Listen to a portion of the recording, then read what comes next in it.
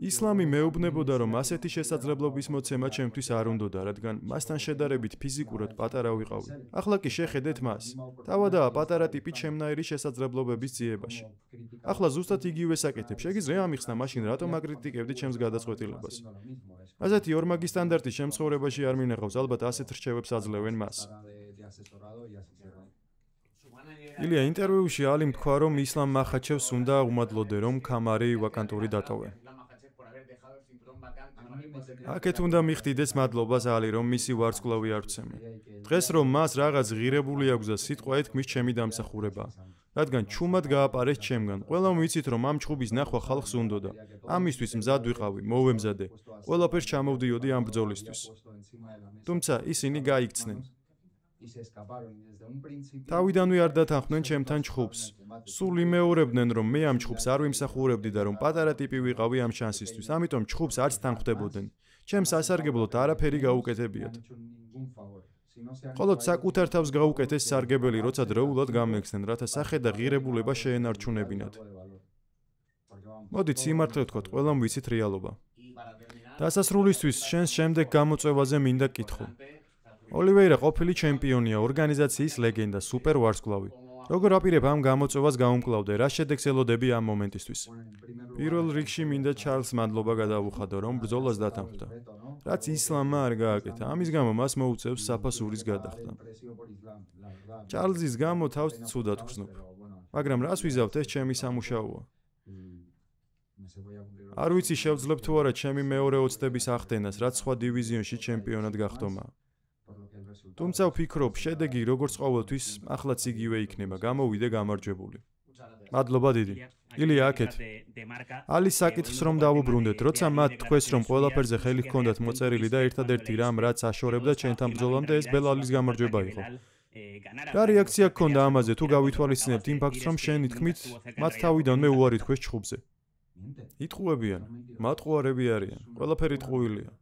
რეალობა სულ სხვაა. ამავე დროს მათი მესმის, რადგან ეს მათი სამუშაოა. მათი სამუშაო მათი მებრძოლის მიერ დატოვებული, გაფუჭებული საქმის გამოსწორებაა რა. როგორ გაამართლებ იმას, რომ შენ მებრძოლს ჩემთან ჩხუბი არ უნდა? რაღაც ხომ უნდა თქვა. ადვოკატივით მის დასაცავად რამე უნდა თქვა. ალის რისი გაკეთებაც შეუძლია იმას აკეთებს, თუმცა სიმართლე მან კარგად იცის, ისევე როგორც ჩვენ. ხელი მოაწერეს ჩხუბს თურმე. თუ ჩხუბს ხელი მოაწერე, მაშინ რატომ არ გამოცხადი? ეს უფრო უარესია. ჩხუბს დათანხმდი, მაგრამ არ გამოცხადი. ილია, ქვესაშვალო წონაში ასვლას და ისლამის დევნას ხომ არ აპირებ, რომ საბოლოოდ შეწყვიტოს შენგან გაქცევა? რატომ ვსდიო? თუ ვიღაც გაგირბის მისი დაბულინგება რაღაც გინდა. თუ გაგირბის დაეგაგექცეს. არ მინდა იმას ვეჩხუბო, ვისაც თავად არ სურს ჩემთან ჩხუბი. თუ გინდა რომ პროფესიონალურ დონეზე ვიჩხუბოთ, კარგი მაშინ. თუ არა და მე შენი დევნა ნამდვილად არ მინდა. ამის სურვილი არ მაქვს გესმის. მხოლოდ იმიტომ მინდოდა, რომ ეს გულშემატკივრების სურვილი იყო. ყველა მოუთმენლად ელოდა და სიმართლე რომ გითხრა, მათ შორის მეც მინდოდა ეს ჩხუბი. პროფესიონალურ დონეზე დიდი ჩხუბი შედგებოდა. ილია, ჩარლზ ოლივეირას ყველაზე მეტი საბმიშენი აქვს UFC-ში. შენ თქვი, რომ მახაჩევისთვის საბმიშენით მოგება გინდოდა. ოლივეირასთან იგივეს ხომ არ გეგმავ? არ ვიცი, ოლივეირასთვის რა მეთოდიც ნაკლებად მტკივნეული იქნება, იმით დავამარცხებ, რადგან მე ის მართლა მომწონს. ილია, სამი ქამარი ჯერ არავის მოუპოვებია. მესმის, რომ შენთვის ახლა ყველაზე მნიშვნელოვანი მსუბუქი წონაა, მაგრამ მაინც კითხავ, შენი აზრით, ოდესმე თუ შეძლებ ქვესაშვალო წონის დაპყრობას, ამაზე გიფიქრია? კი, რა თქმა უნდა, რატომაც არა. გააჩნია. თუ ფანებს სურთ ჩემი ქვესაშვალო წონაში ნახვა და ორგანიზაციაში ჩემპიონი ეყოლება იმ დროისთვის, რატომაც არა. ამას ვიტყოდი. მე ასევე ვიბრძვი იმისთვის, რომ ხალხს ვასიამოვნო. რა თქმა უნდა, გამოწვევაც მაძლევს მოტივაციას. არც ერთ შესაძლებლობას არ გამოურიცხავ. თუ ასეთი შესაძლებლობა მომეცემა და ამაღელებელი ჩხუბი იქნება, მე მანდ ვიქნები. უბრალოდ იმას ვიმედოვნებ, რომ მეორე მხარესაც ექნება ამის სურვილი და უბრალოდ თავის გამართლებას არ დაიწყებს. თავის სიტყვის ერთგული დარჩება. გასაგებია, მეორე რამ რისი შეკითხვაც მინდოდა ეხება UFC ესპანეთს, რაც ცოტა რთულია, თუმცა ამავე დროს არის შესაძლებლობა ბრძოლა გამართო პედი პიმბლეტის წინააღმდეგ, სადაც მსუბუქი წონის ქამარს იცავდა თან ამით UFC-ს ესპანეთთან აახლოვებ. თუ პირიქით აშორებ, UFC ესპანეთი არასდროს მომხდარა. მე ამისთვის ყველაფრის გაკეთებას ვცდილობ. ყველამ, ვინც მიცნობს, იცის ეს. ასე რომ გააჩნია, დარწმუნებით ვერ გაგცემთ პასუხს. თუმცა შენი წვლილი შეგაქვს, ამისთვის ყველაფერს ვაკეთებ. კარგი, ძალიან დიდი მადლობა. ილია, მაინტერესებს ცოტა ზეწოლას თუ გრძნობ. რადგან ისლამს აღარ ეჩხუბები და ახლა 100%-ით ჩარლზზე ხარ კონცენტრირებული. რა თქმა უნდა. ჩარლზზე ძალიან კონცენტრირებული ვარ. ის ჩვენი შემდეგი ოპონენტი იქნება. ის ანგარიშ გასაწევი მებრძოლი და დიდებული ჩემპიონია. და ამ მომენტისთვის თავს მე კარგად ვგრძნობ. ძალიან მომზადებული ვარ.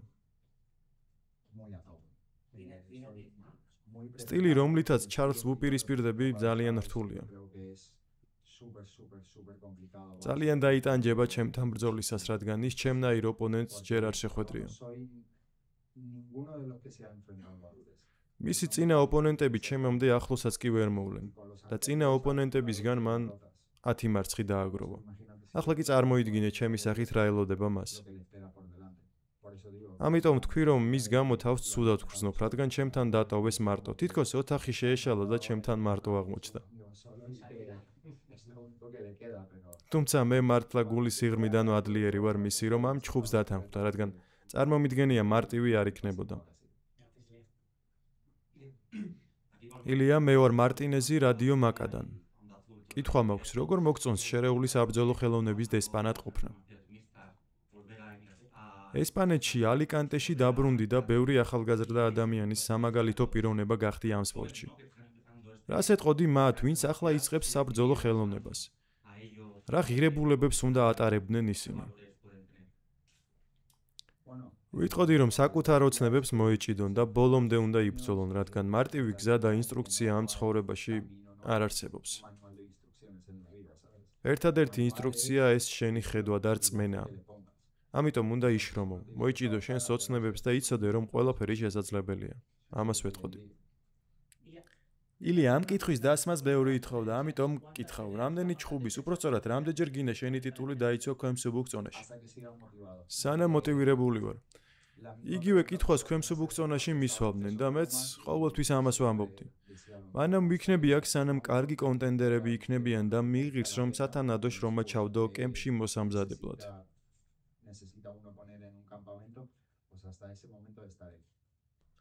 იმედია დიდი ხნით იქნება.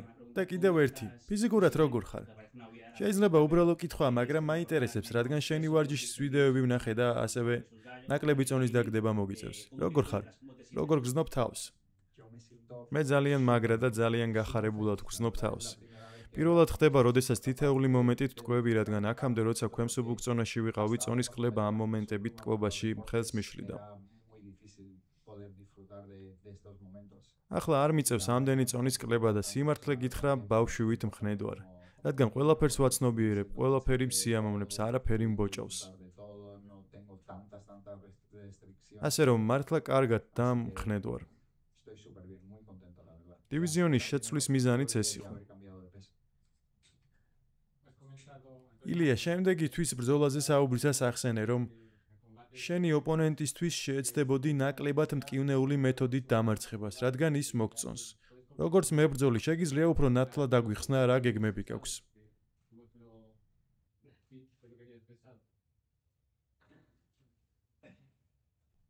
ბოლომდე ჩაეძია რა? კარგად იმუშავე ამ კითხვაზე.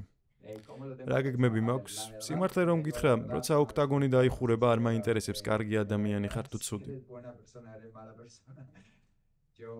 მე შენს ღილაკს შევეხები და ამიტომ უმჯობესია მალევე დამნებდე, თუ არ გინდა დაიტანჯო. კარგი, ბოლო შეკითხვა და ამით დავასრულეთ. ილია, აქეთ. როგორ აპირებ ბრძოლამდე ამ 3 კვირის გატარებას? არ ვიცი, გეგმები შედგენილი გაქვს თუ არა. წონის შეცვლამ რაიმე გეგმები ხომ არ შეგიცვალა მომზადებისას ბოლო ბრძოლასთან შედარებით? არა, ყველაფერი იგივე რჩება. ლას-ვეგასში 3 კვირით ადრე ჩავალთ, რათა ტემპერატურასთან და დროსთან ადაპტაცია მოვახერხო. ყველაფერი დაგეგმილია, რა თქმა უნდა. რასაც აქამდე ვაკეთებდით, იგივეს ვიზამთ. უპირატესობა ის გვაქვს, რომ სოფლიოს ყველა წერტილში გვიჩხუბია. ლოჯისტიკურად ყველაფერი ვიცით და გვაქვს.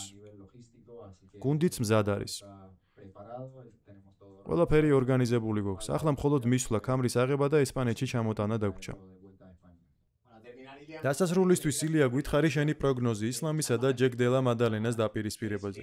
შენი აზრით, ქვესაშუალო წონაში ასვლით ის მასზე ბევრად დიდ დივიზიონს დაუპირისპირდება და დამარცხდება? ჩემი აზრით, ისლამი ახლა ის ამ მომენტში მენტალურად გატეხილია. რადგან ჩემი აზრით არ არის კარგი ის ფაქტი, რომ გულის სიღრმეში იცი დივიზიონი შიშის გამო დატოვა. სხვა ახსნა უბრალოდ არ არსებობს. წარმოიდგინეთ, მე ქვემსუბუქი წონა მაქს ჰოლოვეის დაუმარცხებლად დამეტოვებინა. ან ვინმე კონტენდერი, ვინც დივიზიონს ნამდვილად აცუფთავობდა და ყველა მის სახელს გაიძახოდა.